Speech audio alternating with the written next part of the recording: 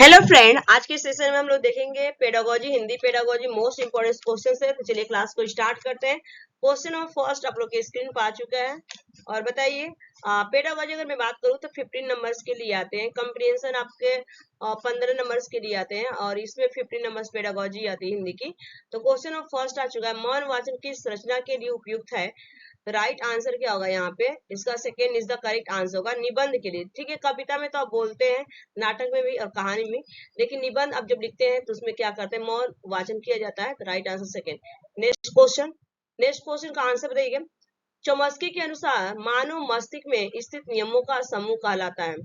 चौमस्की के अनुसार मानव मस्तिष्क में स्थित नियमों का समूह कहलाता है। तो क्या कहलाता है?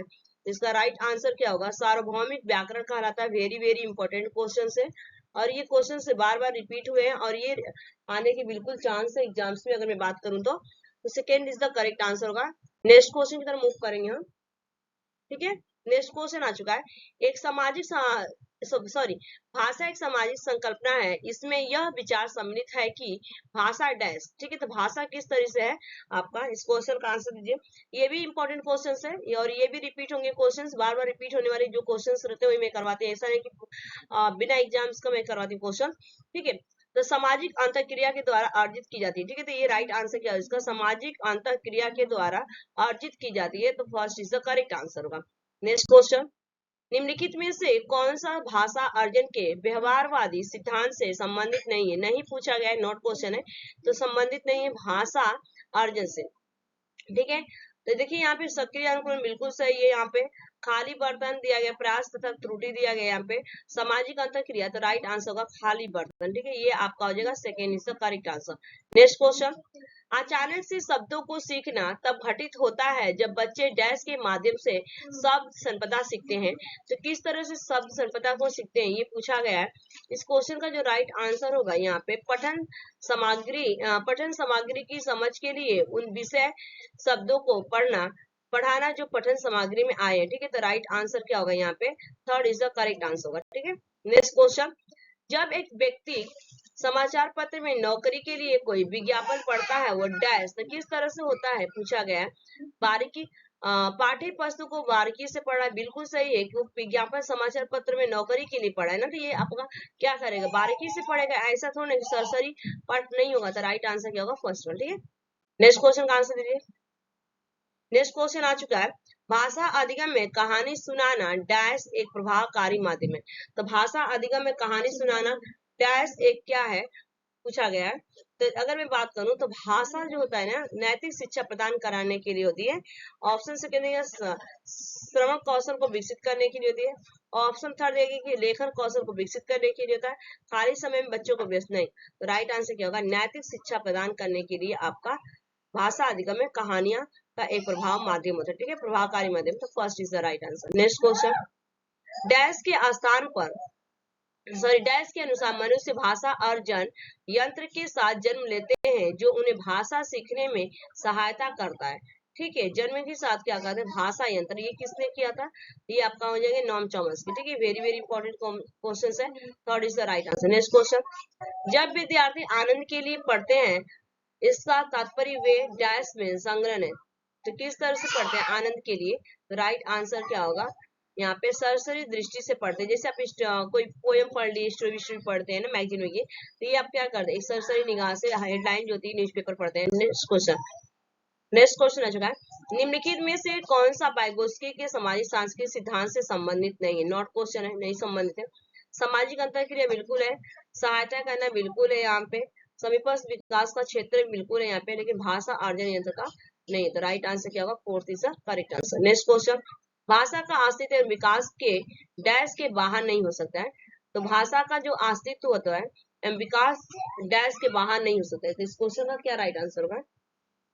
तो किसके? समाज से बाहर नहीं हो सकता। ठीक है, समाज से बाहर नहीं, तो first is the right answer. Next question, संदर्भ में व्याकरण का शैक्षिक निहितार्थ पूछा गया है कि संदर्भ में व्याकरण का शैक्षिक निहितार्थ क्या है।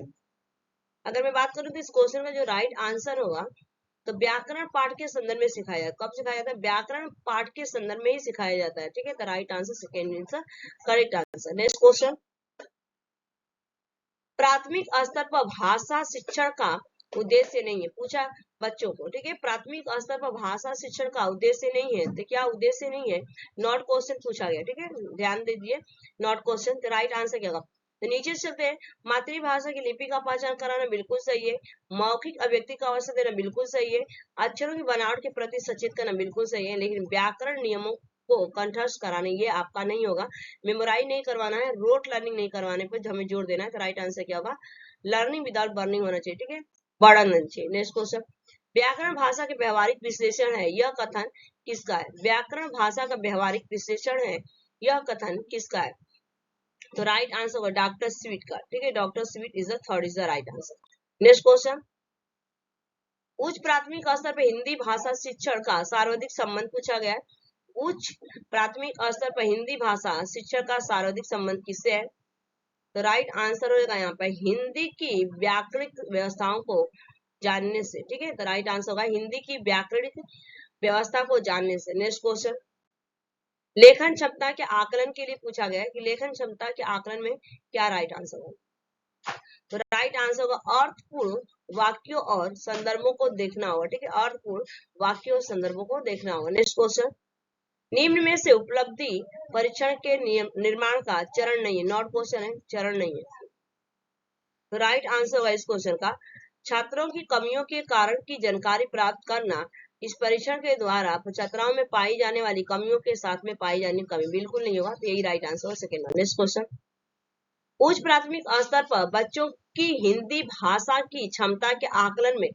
प्रकारिक परक पक्ष पर बल देने का आशय क्या है, ठीक है, तो आशय क्या है, भाषा प्रयोग पर बल देना, भाषा के कार्यों को बढ़ावा देना, भाषा प्रयोग का पक्ष बताना, भाषा कार्यों की सूची बना, तो राइट आंसर होगा भाषा प्रयोग पर बल देंगे, ठीक है, तो right answer first is the correct answer होगा, भाषा प्रयोग पर क्या करेंगे, बल देंगे, ठीक है।